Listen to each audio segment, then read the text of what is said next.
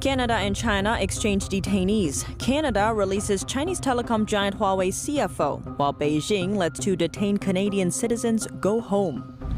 Chinese state-owned media outlets are calling the incident a win for China, even daring to tell Canada to learn from the incident.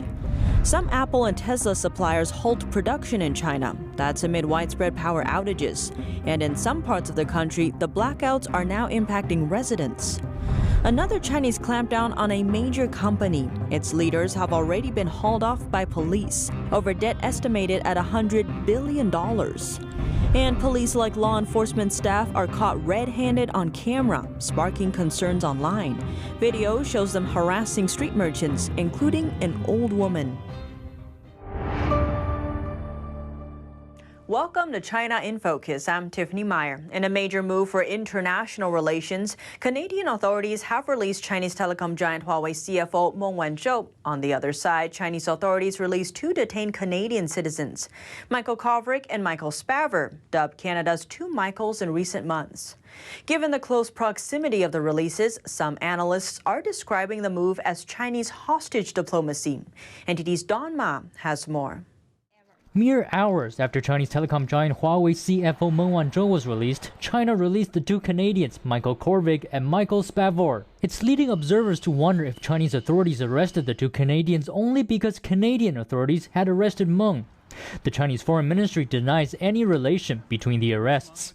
Their spokeswoman said the Michaels were released for health reasons. But U.S. current affairs commentator Tang Jingyuan says this is a hostage exchange. This time,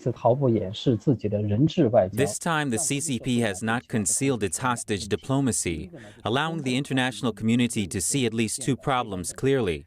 The first is that the CCP is a criminal regime without a bottom line.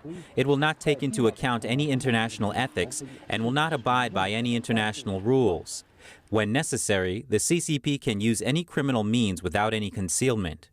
The condition of Meng's release was that she would admit that she misled banks in doing transactions that violated U.S. sanctions on Iran. The admission was part of a deal that the U.S. Department of Justice made with Meng. It's called the Deferred Prosecution Agreement, which the CFO signed. She agreed to it on Friday last week, where she appeared in U.S. federal court. The court's acting attorney Nicole Beckman said in a statement that, in entering into the Deferred Prosecution Agreement, Meng has taken responsibility for her principal role in perpetrating a scheme to defraud a global financial institution.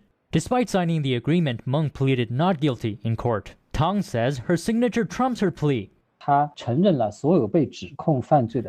fact that she admitted to all the alleged crimes is independent of whether she herself verbally says that she pleads guilty or not. The agreement she signed will be a key piece of evidence against Huawei, including her father, Ren Zhangfei. So Meng Wanzhou became a tainted witness in exchange for the U.S. Department of Justice delaying her prosecution. Tang Jingyuan also believes that Beijing is using Meng Wanzhou's release to push the narrative that China is a powerful country.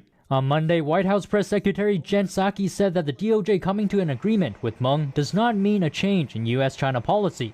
She says the U.S. will continue to hold China accountable for its human rights abuses. Don Ma, NTD News.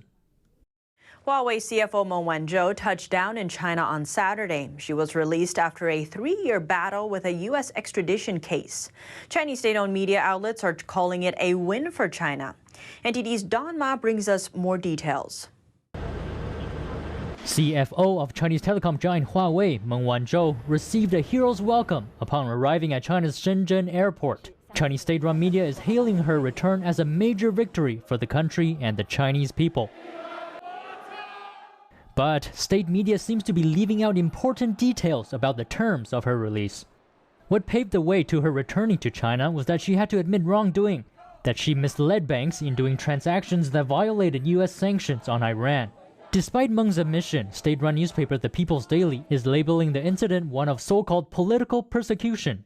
Chinese media heralded her return. She received a grand red carpet reception upon arrival, and Meng took that opportunity to praise the Chinese Communist Party. In a speech at the airport, she offered her gratitude, saying, "Where there's a 5-star red flag, there's a beacon of trust and faith. If trust and faith has a color, it must be Chinese red." Chinese state media is also mentioning very little about Canadians Michael Spavor and Michael Kovrig. They were arrested by Chinese authorities shortly after Meng was arrested in Canada. Beijing denies that the two Michaels were detained in retaliation, but after Meng's release on Friday, China let the two Canadians go just hours later. China's foreign ministry told Canada to learn from the incident and not perform what it called dirty work for the U.S. Meng was arrested in 2018 in Vancouver on a U.S. warrant for wire and bank fraud charges. Don Ma, NTD News.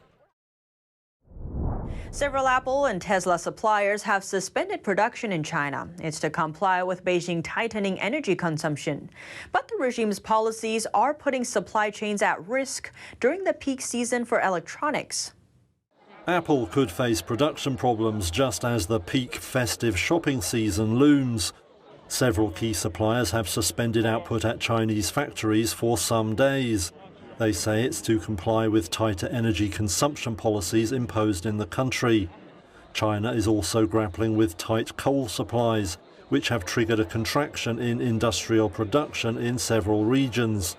Apple supplier Unimicron Technology said late Sunday that 3 of its China subsidiaries had stopped production. It said that was to comply with local government's electricity limiting policy. Concraft Holding, which makes speaker parts for iPhones, said it had stopped output for 5 days. Reuters sources say Foxconn, which makes many of Apple's handsets, had to adjust production at one plant. The stoppages were also hitting suppliers to Elon Musk's electric car brand Tesla. It's already been grappling with the global shortage of computer chips. However, major Chinese chip makers TSMC and UMC said their China facilities were still operating for now. Now we look at a video that has gone viral on the Chinese internet. In it, some people get stuck on an amusement park ride mid-air. The power is out. That's too bad. They can't come down. The video caption says people were suspended mid-air for about 5 minutes because of a power outage. The amusement park says the facility in the video is indeed theirs, but they denied the incident. The amusement park is located in northeastern China. Recently, many people in the area found themselves in the dark as authorities shut down the power supply. Look, doesn't this look like the end of the world? The power is out. How can people survive without power? Northeastern China has a power shortage. And the power outages have landed over 20 people in the hospital. They are factory workers in Liaoning, a major province in the northeast. The factory's ventilation shut down when the power went out, and the workers were exposed to noxious gases. State media outlets say there are no deaths. And in the neighboring province Jilin, residents there are complaining the power was shut down without notice. Media reports say power was shut down in the afternoon, but power suppliers only gave notices at around 10 p.m.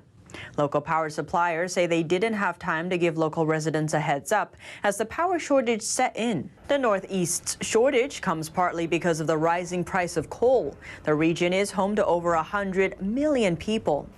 Parts of southern China are also rationing electricity, but it mainly affects factories instead of residential areas. Whereas in the northeast, it's unclear when the power failures will end.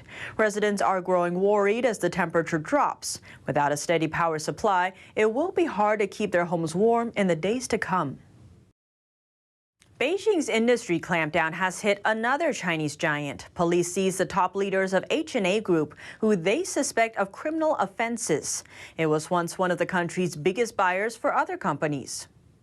China's expanding crackdown on debt-ridden companies has snared another corporate titan, H&A Group. The transportation conglomerate said Friday police detained its chairman and chief executive due to suspected criminal offenses.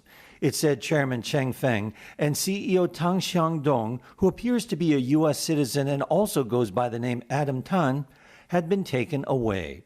H&A, which is under bankruptcy administration, said its operations are, in its words, stable and orderly. That's a far cry from the past decade when the swashbuckling company went on a $50 billion global spending spree, taking on debt as it bought stakes in big names like Hilton Worldwide and Deutsche Bank. But that drew the attention of Chinese government officials and overseas regulators. With concerns growing over its mounting debt, H&A sold assets to focus on its airline and tourism businesses, such as its flagship, Hainan Airlines. Hainan said trading in its shares would be halted on Monday as executives meet to discuss a reorganization. How much debt does H&A Group have? Due to its complicated debt structure, nobody seems to know the exact number, but many say a reasonable estimate is about $100 billion. That's 1/3 of the debt that Chinese real estate giant Evergrande owes. An incident involving a police-like authority group in China is causing concern. The group is known as Chengguan, officially called Urban Administrative and Law Enforcement. Members aren't official police officers, but they do have similar rights to authorities. An incident involving one of them was reported in China's Nantao city last week. One of the Chengguan was caught on video snatching items away from a merchant. In an effort to stop the man from taking her items, the older woman tried to sit down on the ledge of the man's van to block him from driving away. But the man grabbed her, pulled her out of the vehicle, and shoved her onto the ground. The incident was caught by a traffic camera.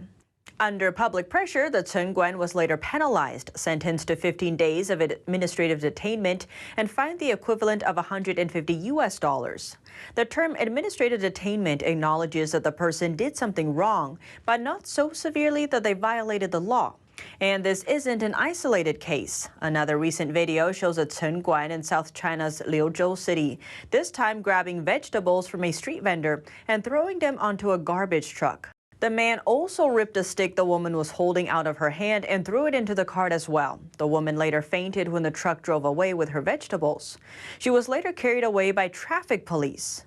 And another similar clip catches a Chengguan taking away another merchant's products, though the video's caption doesn't reveal where the incident happened.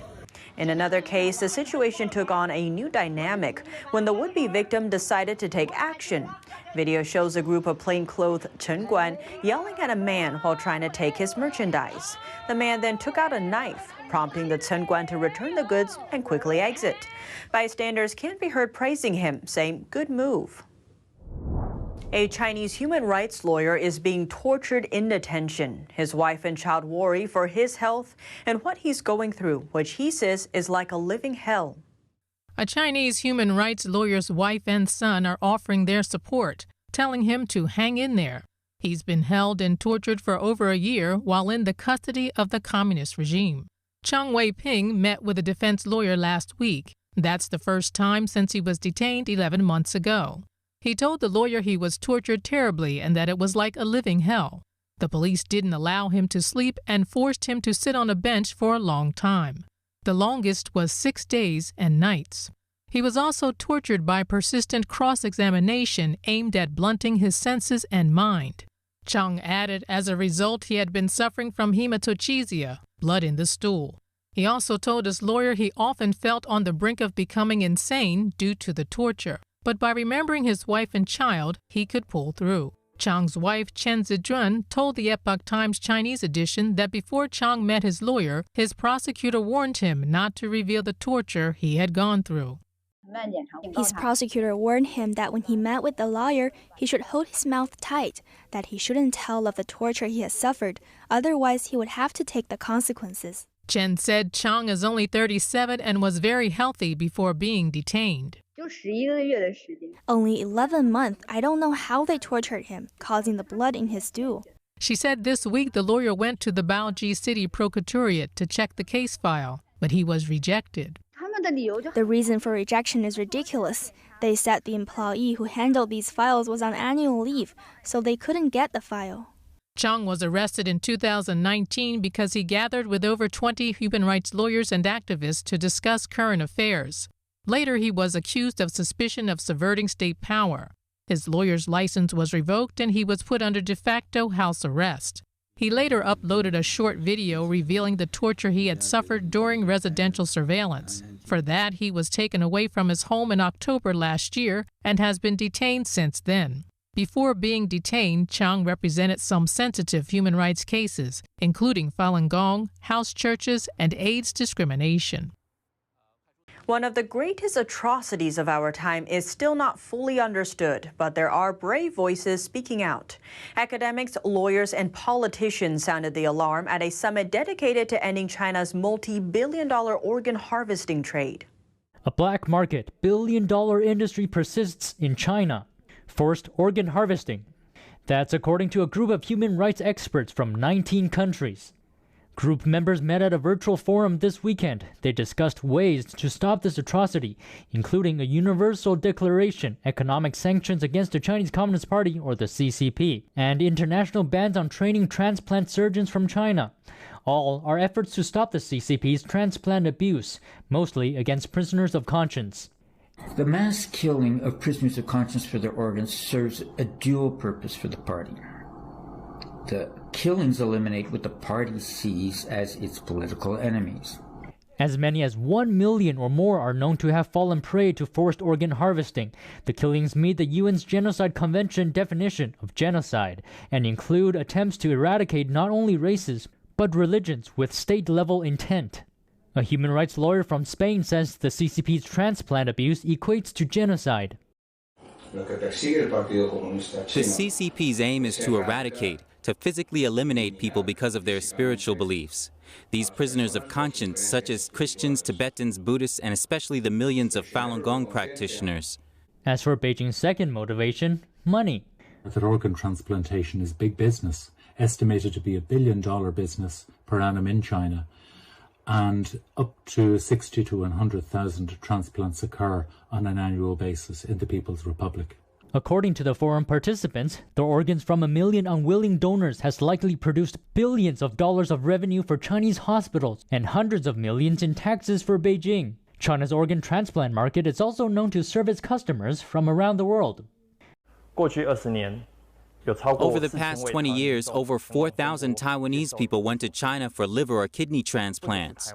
Besides Taiwan, people from South Korea, Japan, Southeast Asia, the Middle East, and even Western countries flocked to China to receive transplant surgeries after 2000. But the CCP isn't the only perpetrator. According to the forum participants, political, academic, and media silence in the West contributed to the crime too. The mainstream media has failed to connect the people in the free world with the victims of forced organ harvesting in China. The rise in transplant tourism to China in the early 2000s corresponds to the start of Beijing's persecution against Falun Gong. From 2000 to 2006, China's military maintained the country's organ banks. But after evidence was first published in 2006 that Falun Gong practitioners were being targeted for forced organ removal, the CCP started to more effectively hide the practice. A leaked grant proposal recently revealed new details involving China's study of viruses. It gives evidence that a research group had planned to release several gene-edited viruses into Chinese bat caves, part of an effort to study translatability to humans. The research team included China's famed virologist Batwoman Shi Zhenli and other U.S.-based scientists. The now infamous Wuhan Institute of Virology allegedly had big plans for its virus research back in 2018. That's based on leaked documents, revealing that researchers there had planned to release gene-edited viruses into Chinese cave bats. According to a 2018 grant proposal, the purpose was to inoculate the small mammals against diseases that could infect humans. Former U.S. Army officer and microbiologist Sean Lin says the proposal is packed with a lot of information, including that the Wuhan lab has everything it needs to process these viruses. WIV is fully capable of processing viruses, combining and chimerizing viruses, and introducing specific mutations. It has all the capabilities. Scientists had selected bat caves in Yunnan, China for the experiment. According to Dr. Lin, the most important information has to do with the cave's environment. Inside the 3 chosen bat caves, viruses similar to SARS are already abundant, while another 2 caves, which are to serve as control groups, have similar virus makeup. We have no direct evidence that this SARS-CoV-2 is planned, but the direction of research that the Chinese Communist Party wants to do is in this direction. The proposal says researchers were to release skin-penetrating nanoparticles via aerosol. Those particles would contain what are called novel chimeric spike proteins, a feature unique to bat-based coronaviruses. Dr. Lin explained that aerosol is a sticky substance that would cling onto the bat's wings. So why do they want to use aerosols in the bat caves? They want to find an effective method of introduction, and this technology is also of great interest to the Chinese Communist Party. The proposal also included plans to genetically enhance the viruses, allowing them to penetrate human cells more easily. As for the researchers behind the proposal, Wuhan virology scientist Dr. Shi Zhengli tops the list. She's been dubbed China's Batwoman for her work on bat-based coronaviruses. That's on top of other scientists from the U.S. The documents were released by Drastic, a web-based investigation group where global scientists teamed up to look into the origin of the pandemic. In a statement, Drastic said that given the human-specific virus research outlined in the proposal, a review by the wider scientific community is needed. British zoologist Peter Daszak has reportedly submitted the plan to DARPA, the Defense Advanced Research Projects Agency. That's an R&D agency under the U.S. Department of Defense. It's responsible for the development of emerging technology, especially for military use. Daszak works for U.S.-based EcoHealth Alliance and has worked closely with Wuhan's Institute of Virology. He was also behind a letter published by The Lancet last year, a commentary that effectively halted scientific debate over the origin of the pandemic. Given the project's risks, DARPA refused to fund it, instead warning that it could put locals in danger. But some say the agency was involved despite the refusal. Alina Chan, a researcher at the Broad Institute of MIT and Harvard, wrote on Twitter that DARPA's refusal doesn't necessarily mean it didn't play a role. Alongside a screenshot of the proposal, she pointed out that when you see this level of detail, there's a good chance some preliminary work has been done. Other sources also questioned the project. Vicant Ridley, co-author of a book on the origin of the pandemic, said he repeatedly questioned Daszak about the plan, but got no response, saying now it turns out he had authored this vital piece of information about virus work in Wuhan, but refused to share it with the world. I am furious. So should the world be. The House voted to approve the National Defense Authorization Act for fiscal year 2022 on Thursday, with wide bipartisan support. It's now up to the U.S. Senate to pass its version of the act for the coming fiscal year. The nearly $770 billion defense bill sets policy for the Pentagon on a number of areas, ranging from how many rifles and ships it should purchase to soldiers' salaries to how best to approach geopolitical threats. And after the Taliban takeover last month, it also directs the Pentagon to outline how it will continue to evacuate American citizens and Afghan ally personnel left behind in Kabul. It asks officials to detail how to protect the country against potential terrorist threats, now that the United States no longer has a presence in Afghanistan. House Armed Service Committee ranking member Congressman Mike Rogers says the bill is also laser-focused on preparing our military to prevail in a conflict with China. In the lower chamber, just over 300 representatives opted to support it, and just over 100 opposed it. The conservative House Freedom Caucus led the charge to oppose the plan for military spending and priorities. It says the bill gives a blank check to the Biden administration. The German Federal Office for Information Security, or BSI, is launching an investigation into Chinese mobile company Xiaomi. A July report says Xiaomi sales exceeded Apple to rank second in the world. The investigation was triggered by a warning from the European country Lithuania, saying phones made by Xiaomi and Huawei can detect and censor terms Beijing doesn't like, and these phone companies can remotely activate the censorship function. Lithuania's defense ministry advises that people throw them away. A BSI spokesperson says neither Xiaomi nor Huawei is on their government purchase list. However, it's still possible that public servants have bought Xiaomi phones themselves and use them for work. Xiaomi denies Lithuania's accusation. It said they have always and will continue to respect and protect their users' legal rights.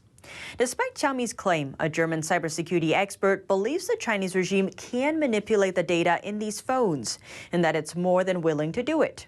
A spokesman from cybersecurity company ESET is sounding the alarm over all Chinese cell phones. He says the threat started years ago and says in most cases the data manipulation does not come from the phone manufacturers themselves. One of our reports on Friday incorrectly stated that India relies on China for its COVID-19 vaccine. Indian health authorities have approved 4 vaccines for emergency use in the country. None of them are Chinese-made vaccines. We regret the error. And that's all for today's China in Focus. Thanks for watching and see you tomorrow.